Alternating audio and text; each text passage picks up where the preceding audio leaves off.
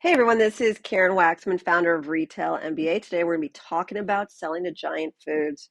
So if you have a great consumer product that you think should be on their store shelves, this little training will give you some things to think about in regards to selling to giant foods. With that said, let's get started on today's training. Giant Foods is a grocery chain that has 169 stores they're responsible for. They're primarily in Delaware, Maryland, Virginia, and District of Columbia. So they're in a certain part of the country, and the reason why we create these trainings is to make sure that you know of retailers that you might not have ever heard of before. A lot of times people are always focused on the retailers in their local area, and so we create these little trainings to get you to think about where else you could sell your product. And so these are great stores. And if you're on the West Coast and you've never heard of them, you should definitely explore this retailer. The retailer has a lot of stores, and they also have 159 pharmacies that they're responsible for. So if you have a product that would be great for a pharmacy, Giant Foods is an opportunity for you in order to sell to them. So that is something else to consider.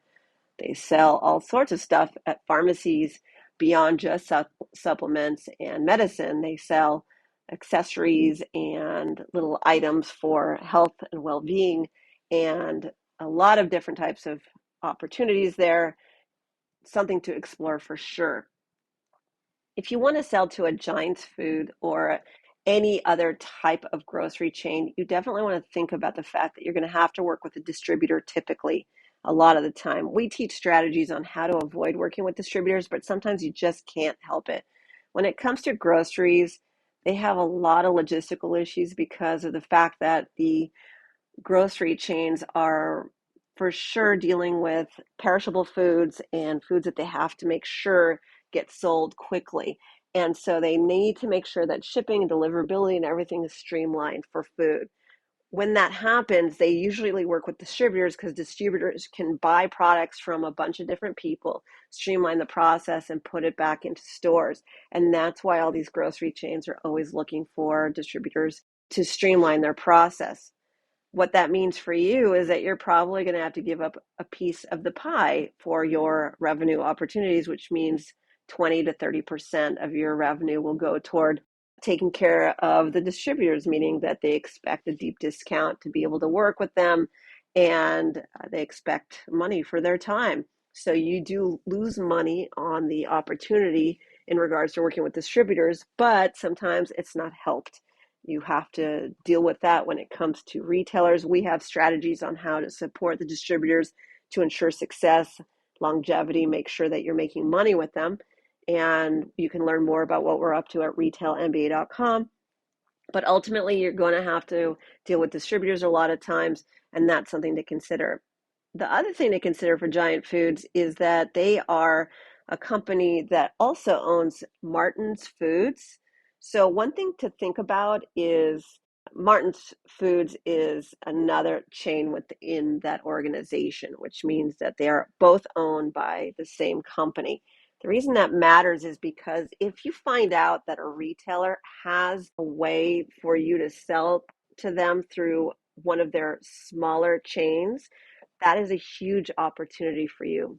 How it works with a retailer is Giant Foods has a lot of stores, Martin Foods has a lot less stores. Martin Foods is probably easier to sell into because they have a lot less stores. What you can do is if Giant Food says no to you, you can go over to Martin Foods and try to become a vendor for them. If they approve you as a vendor, they're going to have you fill out some information and they're going to give you a vendor number. When they give you a vendor number, you're going to take that vendor number and then you're going to call Giant Foods back and tell them, I have a vendor number from Martin's, which will probably work for you as well. The reason I say that is because a lot of times retail buyers don't feel like filling out paperwork for new vendors. And one strategy is to share with them that you've already been submitted into their software system as a vendor. And so it'll be very easy for the buyer to test you out. In other words, by getting your product submitted to Martin Foods, which is connected to Giant Foods, you get established as a vendor in their system, and then you can go back to Giant Foods and try to become a vendor that way.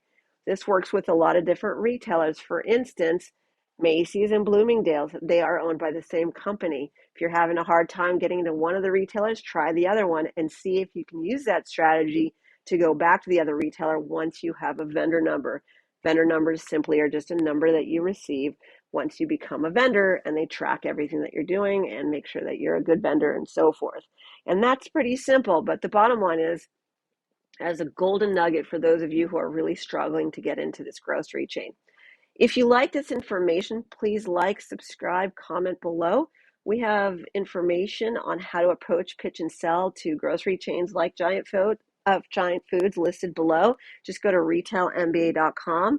Otherwise, please take a look out for the additional videos we create for different retailers. We like to give you information so that you can get ahead of the game and start thinking about which retailers to focus on and some little strategies to help you win. Karen Waksman, Retail MBA. Hope this helped.